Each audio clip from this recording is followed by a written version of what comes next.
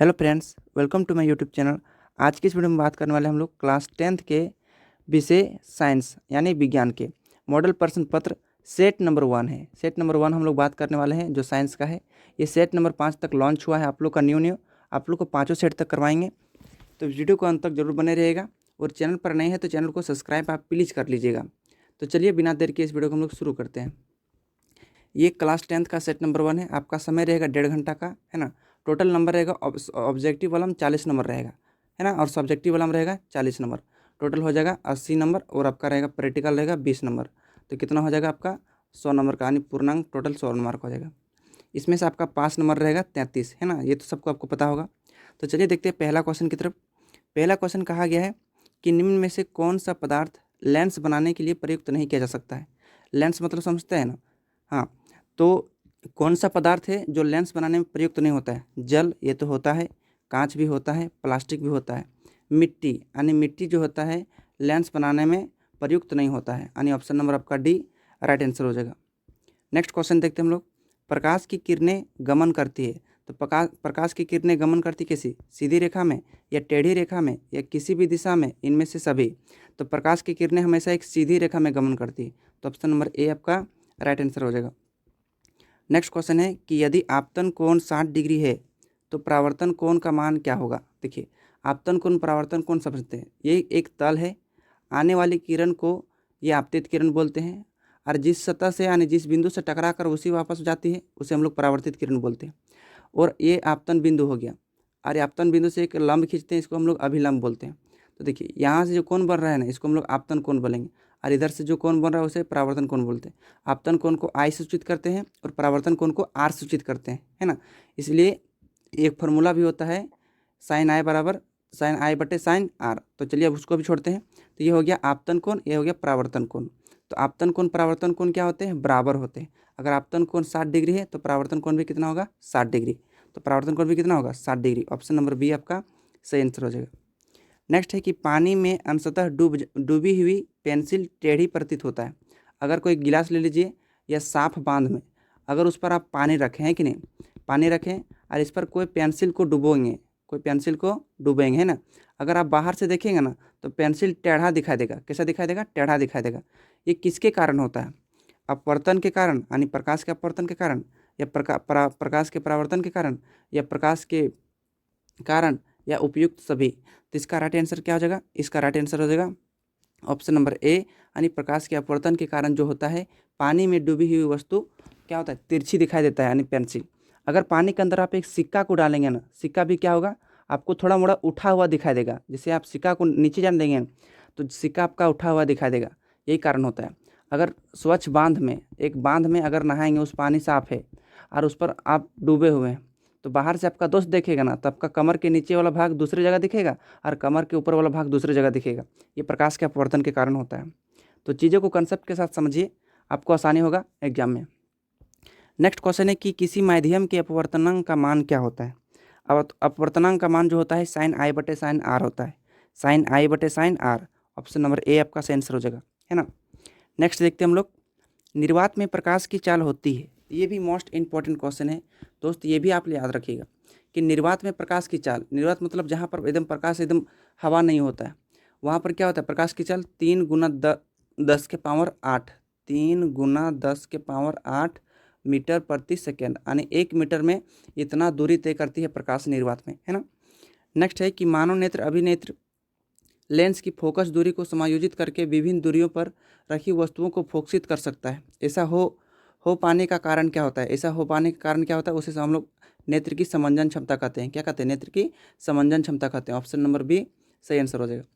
Next है कि नेत्र के आगे का भाग उभरा रहता है, जिसे क्या कहते हैं, तो नेत्र का आगे वाला भाग जो होता है ना उभरा रहता है, उसे क्या कहते हैं, स्वच्छमंडल कहते हैं या कॉर्निया कहते हैं, या दोनों, या इनमें से कोई नहीं। तो नेत्र के आगे वाला जो भाग उभरा हुआ रहता है उसे हम लोग क्या कहते हैं, तो उसे हम लोग क्या कहते हैं, स्वच्छमंडल या कॉर्निया, दोनों एक ही चीज़ होता है, यानी इनमें से दोनों, यानी ऑप्शन नंबर आपका सी राइट आंसर हो जाएगा, है ना। अब नेक्स्ट क्वेश्चन की ओर हम लोग बढ़ते हैं। नेक्स्ट क्वेश्चन में 8वां नंबर में कहा गया है कि नेत्र गोलक के लंबा हो जाने से कौन सा दृष्टि दोष पकड़ता है ना। नेत्र गोलक जब लंबा हो जाता है तो कौन सा दृष्टि दोष पकड़ता है, निकट, दीर्घ, या जरा, या सभी।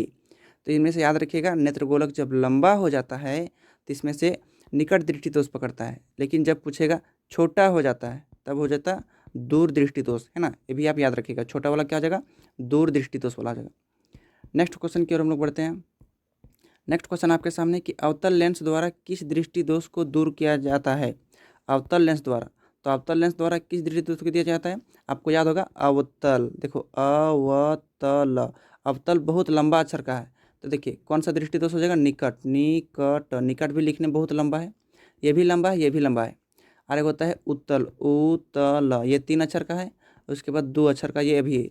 ये छोटा है, ये भी छोटा है, मतलब दूर दृष्टि दोष के लिए उत्तल लेंस और निकट दृष्टि दोष के लिए अवतल लेंस। और एक होता है जरा दूर दृष्टि के लिए द्विफोक्सी लेंस होता है। तो अवतल लेंस द्वारा किस दृष्टि दोष को दूर किया जाता है, तो निकट दृष्टि दोष को। ऑप्शन नंबर आपका ए नंबर आपका राइट आंसर हो जाएगा, है ना।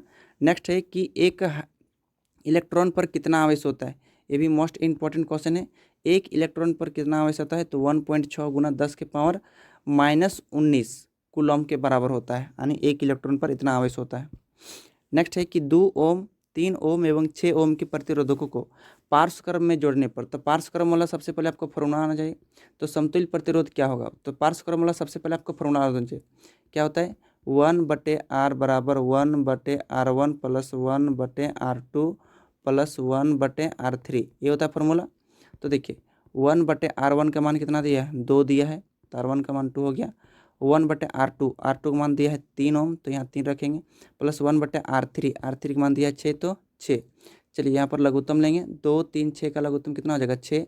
2 तिया 6, 1 3 3, 2 3 दूना 6, तो 1 2 2, 6 एकम 6, तो 1 एकम 1, 3 2 5 और 1 6, तो 6/6, इसको काटें कितना आएगा, 1 आएगा। तो पार्श्व क्रम में संयोजित जानी जोड़ेंगे तो कितना आएगा, 1 आएगा, यानी 1 ओम। कौन सा ऑप्शन में है, ऑप्शन नंबर आपका ए नंबर में, ए नंबर आपका राइट आंसर हो जाएगा, यानी सही आंसर हो जाएगा। अब हम लोग नेक्स्ट क्वेश्चन की तरफ देखते हैं। फ्यूज को विद्युत युक्ति के साथ किस क्रम में संयोजित किया जाता है, तो जो फ्यूज जो होता है उसको विद्युत युक्ति के साथ कौन से क्रम में जोड़ा जाता है। क्रम 2 को होता है, श्रेणी क्रम या पार्श्व क्रम, है ना। पार्श्व क्रम को ही समांतर क्रम कहा जाता है, तो उसे हमेशा श्रेणी क्रम में जोड़ाता है। फ्यूज को किस क्रम में जोड़ा जाता है, हमेशा श्रेणी क्रम में जोड़ाता है। ये सब आपको याद रखेगा। नेक्स्ट है कि अभिक्रिया 2NO + C, अभिक्रिया बनाता है 2N + CO में क्या हो रहा है, C का उपचयन हो रहा है या C उप अपचयित पदार्थ है या दोनों, इनमें से कोई नहीं। तो C का उपचयन हो रहा है। इधर देखो C जो है ऑक्सीजन के साथ क्या हो गया, मिल गया, यानी C का उपचयन हो रहा है, यानी ऑक्सीजन का उपचयन हो रहा है। ऑप्शन नंबर आपका ए आपका राइट आंसर हो जाएगा। नेक्स्ट हम लोग देखते हैं कि बुझा हुआ चूना का रासायनिक सूत्र है, तो बुझा हुआ चूना का रासायनिक सूत्र क्या होता है, CaOH का होल 2, CaOH का होल 2। कौन सा ऑप्शन में, ऑप्शन नंबर सी आपका सही आंसर हो जाएगा। नेक्स्ट है कि निम्न में से कौन सा संरक्षण का उदाहरण है। संरक्षण का मतलब समझते हैं, यानी देखो लोहे में जंग लगना, ये भी मतलब होता है। चीती मतलब समझते हैं, चीती मतलब जंग लगना। चांदी का काला हो जाना, ये भी संरक्षण का उदाहरण है। तांबे की वस्तु का हरा हो जाना, ये भी संरक्षण का उदाहरण है। इसका मतलब उपयुक्त सभी, यहाँ पर सभी लिखने के लिए भूल गया है, उपयुक्त सभी आपका राइट आंसर हो जाएगा। नेक्स्ट देखते हैं कि गंधीय होता, रंगीय नहीं, यहाँ पर ग होता है ना। गंधीय सूचक का उदाहरण है, तो गंधीय सूचक का उदाहरण वेनिला भी है, लौंग का तेल भी है, प्याज भी है, तो इसका मतलब ऑप्शन नंबर डी आपका उपयुक्त सही हो जाएगा। लेकिन जब पूछता रंगीय सूचक, तो रंगीय सूचक का उदाहरण होता है लिटमस, है ना, लिटमस होता है, याद रखिएगा। नेक्स्ट क्वेश्चन है सोडियम लवण का परिवार है, तो सोडियम लवण का परिवार कौन सा हो जाएगा, ध्यान से देखिए। NaCl भी है, सोडियम Na2SO4 ये भी है, इसका मतलब ऑप्शन नंबर सी इनमें से दोनों हो जाएगा, है ना। सोडियम लवण का परिवार इनमें से दोनों हो जाएगा। नेक्स्ट देखते हैं 19 नंबर। नेक्स्ट है कि इनमें से कौन सा कथन असत्य है। देखिए असत्य मतलब कौन वाला झूठ है, आपको पहचानना है।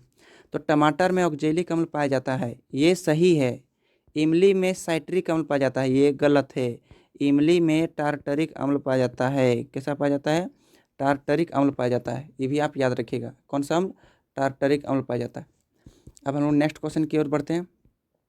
थायरोक्सिन के स्रावन के कौन सा तत्व आवश्यक है। जब थायरोक्सिन स्रावन मतलब उत्पन्न होता है तो कौन सा तत्व जरूरी होता है, तो ये भी आप याद रखिएगा। नाइट्रोजन या आयोडीन या कैल्शियम या मैग्नीशियम, कौन सा तत्व मतलब उत्पन्न होता है, तो याद रखिएगा आयोडीन। कौन सा होता है, आयोडीन।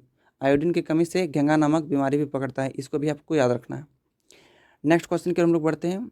कौन सा पादप हार्मोन पत्तियों के मुरझाने के लिए उत्तरदायी थे। मतलब कौन सा पादप हार्मोन के कारण क्या होता है, पत्ती जो होता है मुरझा जाता है, तो कौन सा कारण होता है, ऑक्सीन होता है, ऑक्सीजन नहीं होता है। साइटोकानिन, एप्सिलिकम या जिब्रेलिन। तो इसका सही आंसर क्या हो जाएगा?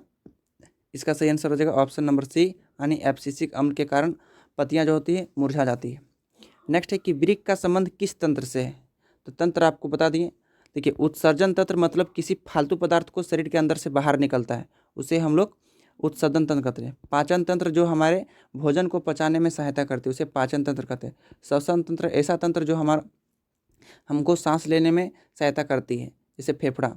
परिवहन तंत्र क्या होती है? जैसे ब्लड ग्रुप धमनी और शिरा हो जाएगा, क्योंकि ये खून का क्या करती है? परिवहन। तो पूछा वृक्क का संबंध, तो वृक्क क्या करता है? खून को क्या करता है? फिल्टर करता है, यानी मूत्र को भी बाहर निकालने का काम करता है, यानी ये उत्सर्जन कम का हो जाएगा। ऑप्शन नंबर ए आपका सही आंसर हो जाएगा। वृक्क का संबंध किस तंत्र से है? उत्सर्जन तंत्र से।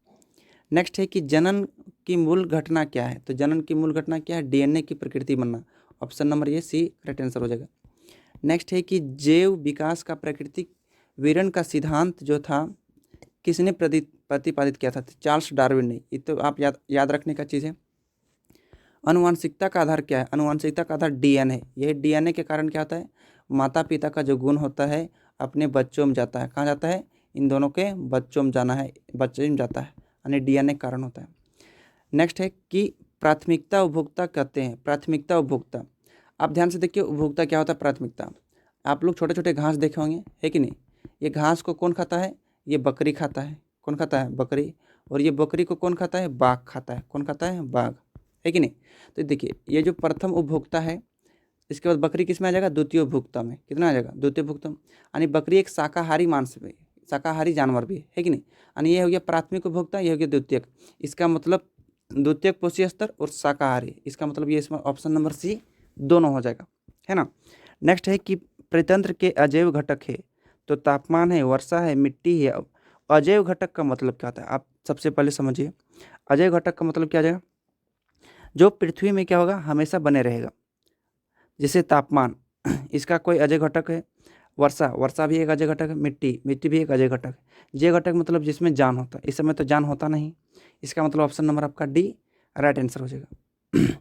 नेक्स्ट है 38 नंबर, ओजोन परत को सर्वाधिक प्रभावित करने वाला पदार्थ है। तो ये देखिए, CFC सबसे अधिक प्रभावित करने वाला है। क्लोरोफ्लोरोकार्बन, CFC ओजोन परत को यही सलाह सबसे खतरनाक प्रभावित करता है। ऑप्शन नंबर ए आपका सही आंसर हो जाएगा। नेक्स्ट है कि इनमें से कौन सा पर्यावरण मित्र व्यवहार नहीं है? कौन सा नहीं है? तो ध्यान से देखिए, स्कूल मोटरसाइकिल से जाना है, या ज़रूरत नहीं रहने पर बिजली का स्विच बंद कर देना है, या कपड़े के थैले में उपयोग करना है, या इनमें से कोई नहीं। तो ये तो सही है, कपड़े का थैले का उपयोग करना है। ज़रूरत नहीं रहने पर बिजली का स्विच बंद कर देना है ना। तो इसका राइट आंसर क्या हो जाएगा? स्कूल जो है मोटरसाइकिल से जाना, क्योंकि मोटरसाइकिल से जाएंगे तो क्या होगा? धुआं देगा। इसके लिए स्कूल क्या जाए? पैदल से जाइए। तो ये क्या है? पर्यावरण मित्र नहीं है। ऑप्शन नंबर ए आपका सही आंसर हो जाएगा। नेक्स्ट क्वेश्चन, और आज का लास्ट क्वेश्चन है कि चिपको आंदोलन की शुरुआत कब हुई थी? अगर आप लोग बढ़िया से पढ़ाई करते हैं तो इसका जो है आंसर आप लोग कमेंट बॉक्स में ज़रूर दीजिएगा, है ना। कमेंट बॉक्स आप लोग के लिए खाली है, क्योंकि यूट्यूब जो है ना कमेंट बॉक्स इसीलिए दिया है। तो आप लोग प्लीज़ आप लोग बताइएगा कि चिपको आंदोलन की शुरुआत कब हुआ था, है ना। तो नेक्स्ट पार्ट में आप लोग को हम बताएंगे जो सेट नंबर 2 है, सेट नंबर 2 का ऑब्जेक्टिव क्वेश्चन आंसर के बारे में बताएंगे। तो इस वीडियो में हम लोग इतने रखते हैं। उम्मीद करते हैं कि यह वीडियो आपके एग्ज़ाम में कुछ हेल्पफुल साबित करेगा। इसलिए इस वीडियो को अगर आपको अच्छा लगा तो एक प्यारा सा लाइक कर दीजिएगा, और आप चैनल पर नए हैं तो चैनल को प्लीज़ आप सब्सक्राइब करके बेल आइकन को भी दबा दीजिएगा।